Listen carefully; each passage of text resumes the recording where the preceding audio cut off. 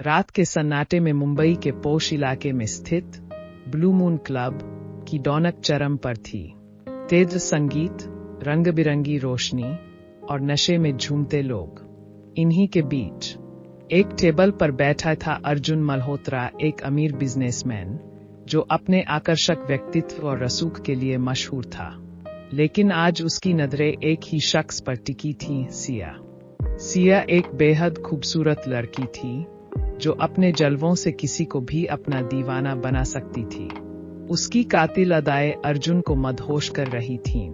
अर्जुन ने धीरे से उसके पास जाकर कहा, तुम्हारे जैसी हसीन लड़की को अकेला नहीं होना चाहिए। सिया मुस्कुराई और बोली, अकेलापन तभी महसूस होता है जब कोई दिल में जगह बना ले और फिर छोड़ जाए।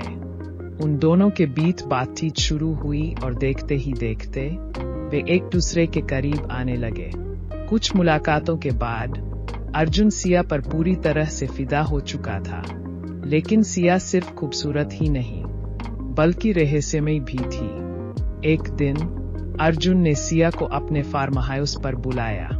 वो एक रोमांटिक शाम बिताना चाहता था, लेकिन सिया के इरादे कुछ और ही थे।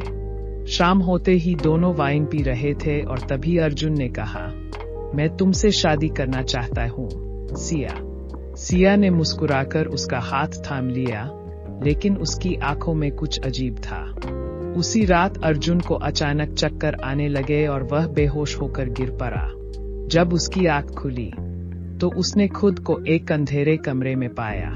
उसका सिर दर्द से फटा जा रहा था और उसके हाथ पैर बंधे हुए थे।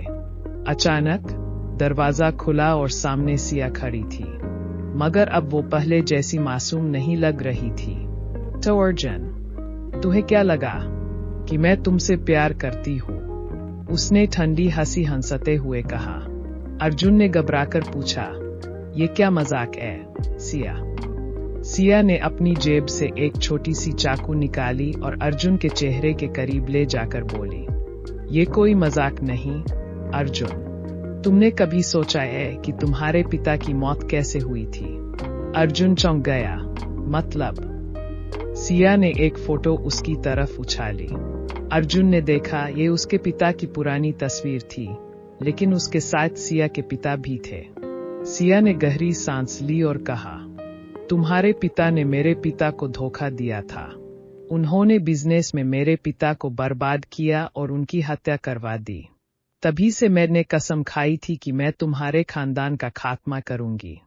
अर्जुन को अब सब समझ आ गया। ये कोई इत्तेफाक नहीं था कि सिया उसकी जिंदगी में आई थी। ये सब एक सोची समझी साजिश थी। लेकिन अर्जुन भी कोई कम नहीं था। वो हल्का सा मुस्कुराया और बोला, अगर मैं कहूं कि मैं पहले से ही सब जानता था। अब चौंकने की बारी सिया की थी। अर्जुन ने अपनी जेब से एक बटन दबाया और कमरे में छिपे हुए कैमरों के लाइव फीड स्क्रीन पर आ गए। अब पुलिस को आते ही देर नहीं लगेगी, सिया ने गुस्से में चाकू उठाई, लेकिन तभी पुलिस का सायरन सुनाई दिया। अर्जुन के बॉडीगार्ड से दरवाजे पर खड़े थे।